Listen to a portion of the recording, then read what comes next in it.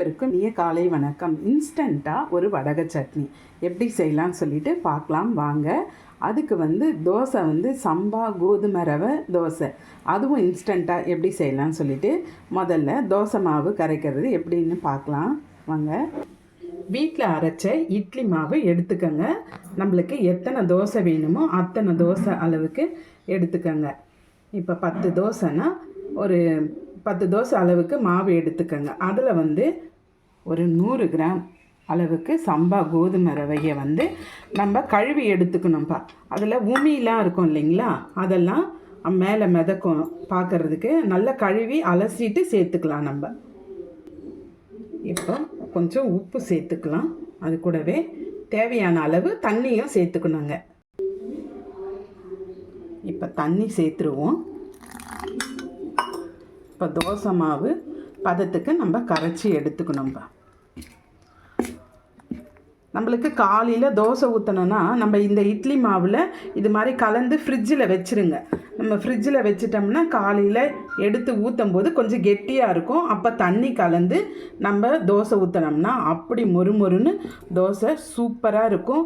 அதே மாவு இட்லி ஊற்றி பாருங்களேன், அதுவும் பஞ்சு போல் நல்லா வருதுங்க. அதுக்கு மிளகா பொடி மட்டும் இருந்தாலே போதும். அவ்வளோ டேஸ்டியான சம்பா கோதுமை ரவை இட்லியும் ஊற்றிக்கலாம், தோசையும் ஊற்றி சாப்பிடலாம். பாருங்கள், நான் அந்த மாதிரி தான் நான் செய்வேன்.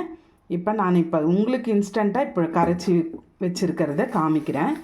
இது நைட்டு நான் கரைச்சி எடுத்துட்ட மாவு பாருங்கள். இந்த பதத்துக்கு தோசை பதத்துக்கு நம்ம ஊற்றுற அளவுக்கு எடுத்து வச்சுக்கணும்பா. இப்போ வாங்க சட்னி எப்படி செய்யலாம்னு சொல்லிட்டு பார்க்கலாம். கேஸ் ஆன் பண்ணிக்கங்க. கடாய் வச்சுருவோம், எண்ணெய் விட்டுருவோம். கொஞ்சம் எண்ணெய், எல்லாமே வறுத்து எடுத்துக்க வேண்டியது தான். இப்போ வடகம் எந்த அளவுக்கு நம்ம வாசனை வருதோ அந்த அளவுக்கு வாசமாக இருக்குங்க இந்த சட்னி. கடுகு, மிளகு, சீரகம், கடலைப்பருப்பு, உளுத்தம்பருப்பு நம்ம கொஞ்சம் கொஞ்சம் எடுத்துக்கணும். ஒரு டீஸ்பூன் கடலைப்பருப்பு, உளுத்தம்பருப்பு எடுத்துக்கணும். ஒரு 10 பல்லு பூண்டு தட்டி வச்சுருக்கேன். ஒரு 20 சின்ன வெங்காயம் அதுவும் தட்டி எடுத்துக்கங்க. துருவின தேங்காய் ஒரு கைப்பிடி அளவு, கல் உப்பு, மிளகாய், காரத்துக்கு ஏற்ப மிளகாய், கறிவேப்பிலை. இது தாங்க இந்த சட்னிக்கு தேவையான பொருள். வடகத்துக்கு என்னெல்லாம் சேர்ப்போமோ இதில் வெந்தயம் மட்டும் கிடையாது, மீதி எல்லாமே போடணும். இப்போ தாளிப்பு முதல்ல கடுகு, மிளகு, சீரகம், கடலைப்பருப்பு, உளுத்தம்பருப்பு எல்லாம் சேர்த்துருவோம். நல்லா பொரிஞ்சு வரட்டும். இது நல்லா ப்ரௌன் கலராக வரணுங்க. எல்லாமே பூண்டாகட்டும், வெங்காயமாகட்டும், காஞ்ச மிளகா, தேங்காய் துருவல் கூட ப்ரௌன் கலராக வரணும். இப்போ காஞ்ச மிளகாவை சேர்த்துருவோம்.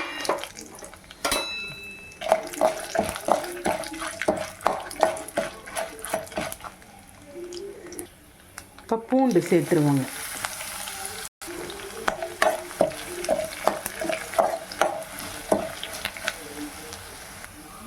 இப்போ வெங்காயம்,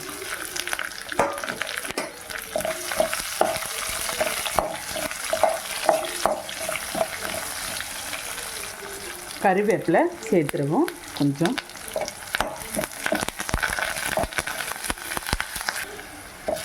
நல்லா செவந்து வருது. நான் யூடியூப் ஆரம்பித்து 2 வருஷத்துக்கு முன்னே இந்த வடகை சட்னியில் வீட்டில் போட்ட வடகம் கருப்பு உளுந்து தோசை சாட்ஸில் போட்டிருப்பேன். அவ்வளோ அருமையாக இருக்குங்க. கருப்பு உளுந்து தோசையிலையே செஞ்சு சாப்பிட்டு பாருங்களேன், அதுக்கு இன்னும் நல்ல டேஸ்ட்டாக இருக்கும். இப்போ தேங்காய் துருவல் சேர்த்துருவாங்க.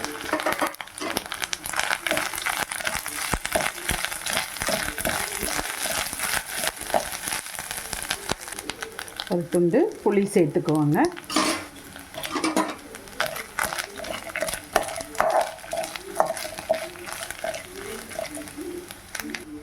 பார்த்தீங்களா, இப்போ நல்லா செவந்து வந்துருச்சு. வடகம் பதத்துக்கு வந்துருச்சு பாருங்கள். இப்போ கேஸ் ஆஃப் பண்ணிவிட்டு ஆறின பிறகு நம்ம சட்னி அரைச்சி எடுத்துக்கலாம். கொஞ்சம் கல் உப்பு சேர்த்துக்கணுங்க. கொஞ்சம் உப்பு போட்டுக்கிறேன். ஆறிடுச்சுங்க. இப்போ நம்ம சட்னி அரைச்சி எடுத்துக்கலாம். பாருங்கள் எவ்வளோ ரோஸ்டாக இருக்குது, அந்த அளவுக்கு ஆகணுங்க. இப்போ அரைச்சி எடுத்துடலாங்க. பாருங்க, அரைச்சிட்டேன். நல்ல மணங்க, நல்ல வாசமாக இருக்கும். இந்த சட்னிக்கு தாளிப்பே தேவையில்லைங்க, அருமையாக நல்லா வாசமாக இருக்கும். பாருங்கள், இப்போ தோசையை ஊற்றிட்டு இந்த சட்னி வச்சுட்டா 5 தோசை 6 தோசை கூட சாப்பிடுவாங்க. இல்லை, தோசையை ஊற்றிடுவோங்க.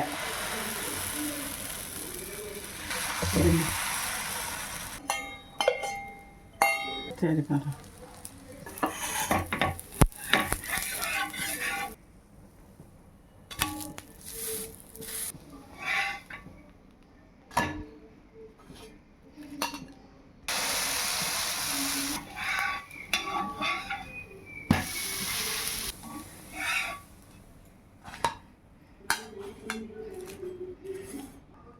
இந்த சட்னிக்கு இந்த தோசை வச்சு செஞ்சு சாப்பிட்டு பாருங்கள், அவ்வளோ அருமையாக இருக்கும்.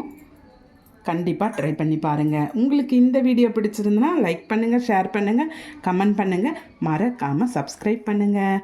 தேங்க்யூ.